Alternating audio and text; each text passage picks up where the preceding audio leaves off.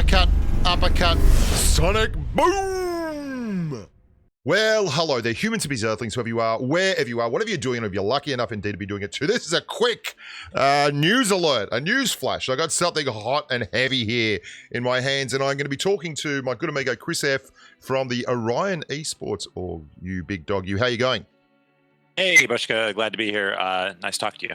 Yeah, excellent, man, excellent. Now, Chris, for those of you who don't know, is a member of the Patreon community, and he was also very helpful in the recent YouTube saga that we shan't talk too much about because it still hurts me, baby. But Chris did something pretty special. Why don't you break down for the viewers at home exactly what we're talking about here today and why I'm talking to you specifically. Totally. So Tencent has been publishing the last few weeks a little glimpses of what they've been doing with hackers and who they've been banning. And the first couple of times it wasn't that useful, but this last data drop they gave, they broke down. So they still are hiding, the exact IDs and names by throwing a couple of stars in. Yep. But they did break down what servers they're going to, what the ban reason was, and what the rating of these players were when they got banned. That's the clutch part, I'm like, yeah. So it's like, are these just grubs sitting down in bronze and they get banned right away, or what are they doing? So I just first thing I did was grabbed it, threw it in a spreadsheet, and sorted it by rating to see, are there any Conqueror type players out there? Yeah, there was like there's a bunch of players up with 5,000, 4,000 something rating that are Ace and Conqueror, and that's terrifying. And then when I did this, it is, people think that they get up there, they're playing fair, and turns out, you're playing against cheaters still. But after I did that, I noticed, I'm like, oh, well, I wonder if there's anybody I know. And I look through the servers, I play on North America. Yeah. And everybody in that top 50 cheaters were EU, Asia, a couple of Middle East and South America and North America thrown in here and there. But it's really mostly just, EU and Asia. So it was, I'm like, that's weird. This is one of those weird things too, where the anecdotal evidence has actually been, like, yesterday I did a video on DMRs versus ARs, and the anecdotal evidence was that both of them had the same stats with different extensions, like compensator. And I found out that that wasn't correct. And that happens all the time to me, where I think something is just gospel because everyone says it is, and then I go and test it on a range or something that's like, whoa, blah, blah, blah, blah. It's a big thing. But for ages, everyone's been saying, like, that Asia and EU is where there's just all these hackers. And the videos I've done have all had hackers from Asia and EU on them. Were you surprised to find that the numbers that Tencent put out really supported that? Or do you think it was just a case of it was a fait accompli? I was kind of blown away, actually. That was up like 30 times more hackers on Asia, and I'm like, well, are there more players on Asia? And then I looked at the Europe numbers, and it's like almost as bad as Asia. I'm like, well, where are those players coming from? Is that I don't know, but that's those numbers are huge, and I'm surprised because I know a lot of people complain about hackers, but honestly, in North America, I just don't run across them that often. This is the case for me in North America. My biggest issue is desync. It's not hackers. Yeah. Something I did want to talk to you about with regard to this. Now, I wanted to say right off the bat that this isn't empirical, is it? Like, it's not. There could be something behind the scenes that we're not seeing. The hackers versus rank. Now, when you first have a look at this graph, and it should be pointed out here that Chris went to the trouble of documenting all this and entering them into a spreadsheet. That's correct? Yeah. How many names and numbers are in that spreadsheet? It's 3,000 something. Hold on, let me get it's 3,324. Yeah, 3,324 different people. So before you start accusing us of just going off half-assed, and that seems like a really big segment, but I mean, millions of people logging in every day. I don't know. Like, the thing that blew me away with this graph in particular, the blue bar graph you've got here, hackers versus rank, bronze, silver, gold, platinum, diamond. Everyone who looked at that would think, oh, that's fine. Like, it decreases as you go up. So when you're playing in ace, that's fine. There's no ace players. You don't really have to worry about it. But that's not exactly how it works, is it? That's not how it works at all. Yeah, I mean, there's a ton of bronze players, and there's just only a handful of real ace players. So, I mean, I'd be interested to see the actual distribution of just regular players, not hackers, across the tiers. And I think it would be a kind of a similar curve where a lot of people just get to gold and they stop, and only a handful handful of people actually push all the way through into ace. So I think that's, yeah, I don't know what it says. That's the point, really, man, isn't it? I mean, that is really the point. There are bucket loads of bronze people, but you can only ever have 500 Conqueror. Like, it's nutty. But those numbers, as you go higher, the numbers just, they scream off the page. When you start getting people in Crown and Ace getting done for this stuff, it's in a much, much smaller swimming pool. Yeah, another thing I thought was kind of cool about the ban reasons. So I think the top, the big buckets there, like modification of runtime game data and usage of in-game data modifiers. Like, that's pretty generic. Yeah. But they do go through and say, broke out some people that were changing recoil, some people that were changing area damage, jump distance, jump height. They did not call out teaming. And I'm a little disappointed at that. Yeah. I know what you mean. It's a tough one too, teaming, because I see a lot of people in the Patreon Discord going on about it. In solos particularly, but it's also happening in squads as well. Yeah, I've seen it in squads in North America a couple times where I felt pretty sure about it. I only reported one, but there's a couple times where it looked pretty bad.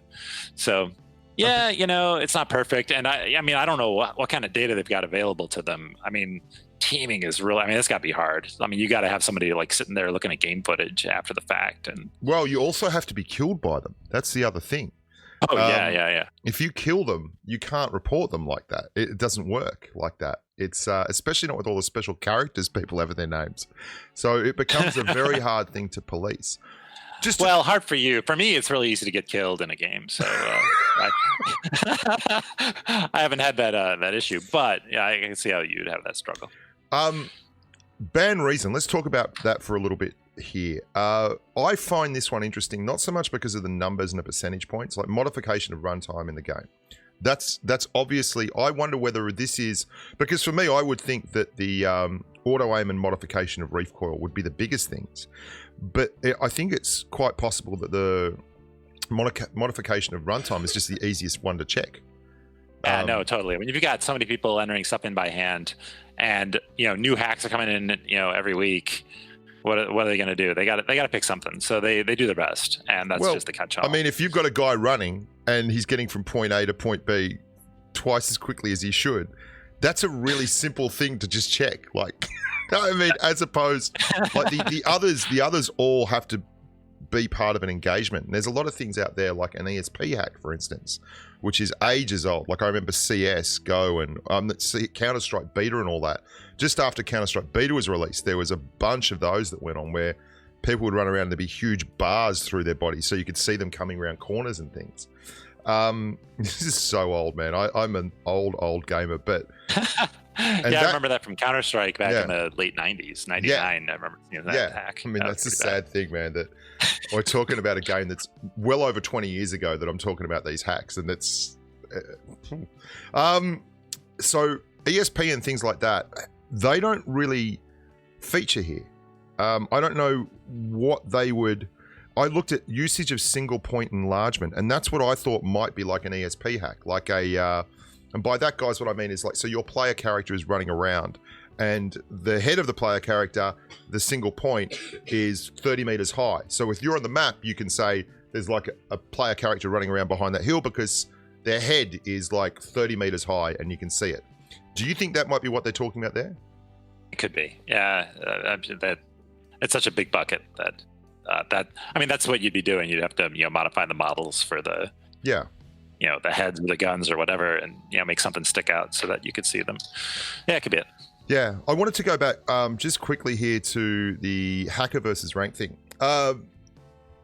Another part of this that people probably don't realize is that a lot of these guys are getting culled and getting banned for 10 years, but then they just start another account. So I would suspect that a lot of these lower tier guys getting banned are actually just guys that quite often will get caught multiple times.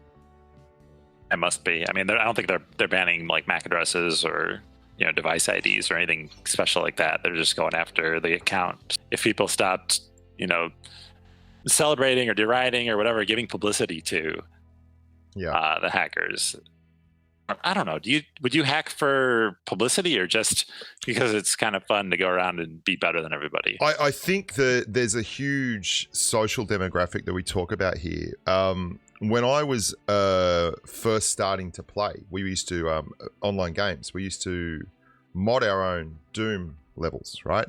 And we used to always like try and hack the game back then. And I think it was just fun to do and fun to do something that you weren't supposed to do. I really do think that's a boundary pushing thing. And a lot of the players that we're talking about here, they're not going to be, 40 something blokes like me running around trying to dominate the world and build an esports career. They're going to be kids that are very caught up in the idea that it's a social no, and it's almost like it's a bit of fun for them to actually do this. And the problem with PUBG Mobile and all these kind of games is that in the past there was no financial ramification to that. If you were playing CS, it was just a mod that you played off of Half-Life Beta. If you were playing any of these games, and it wasn't like you were buying outfits for $20 and you were generating multi-billion-dollar industry income. This is now, it's got to the level where this boundary pushing and a lot of young players playing and like just downloading hacks because there's no downside for them. Like if you're not buying a whole lot of outfits, what's to anchor you to your account? A friends list. I mean, that's it, right? That's it. Yeah. Yeah. Like what's to anchor you to that account? It's not going to be your friends, I hope. No, I hope not. I just so yeah, no, it's it's gotta wear out. I mean, you would do it a few times, but I think you'd get tired of it. Yeah, I don't know. Anyway, yeah. Well, Chris, thank you so much for putting all that together for us. Thank you for the chat. Thank you for the giggle, and thanks again for all the help back in the dark days of YouTube termination. It was a wonderful time to be alive. I bet it was. All right, no problem. Buddy. And yeah, talk to you later. See you, buddy. Have a good one.